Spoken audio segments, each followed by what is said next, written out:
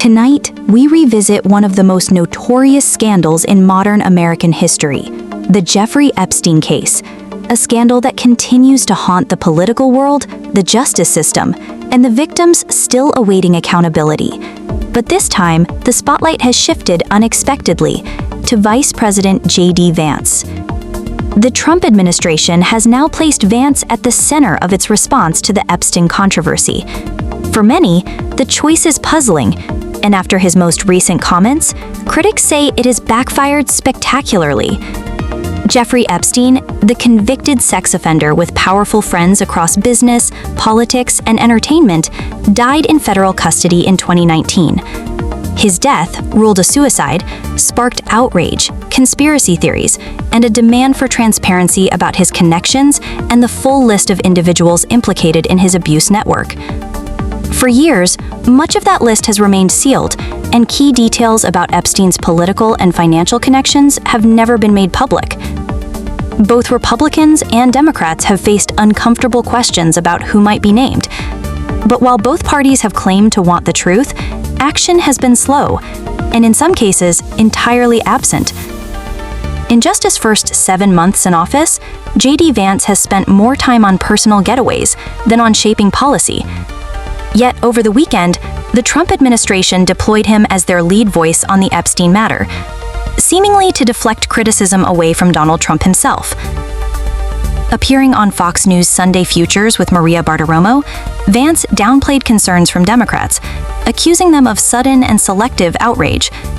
He claimed that the Epstein files are full of left-wing politicians and billionaires, and that President Trump is demanding full transparency. But that talking point quickly unraveled.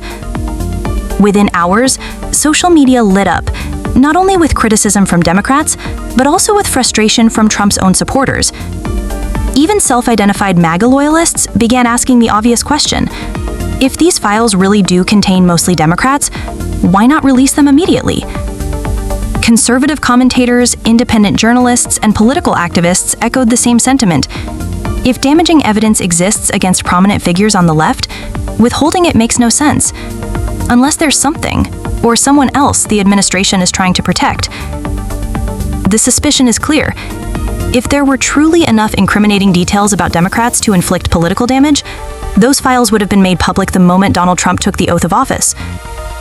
Among the names often rumored to appear is former President Bill Clinton.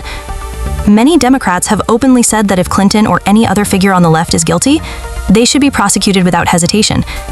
There is no cult-like protection of Clinton in Democratic circles, unlike the almost religious devotion many Republicans show toward Donald Trump. And that's the key difference critics point to.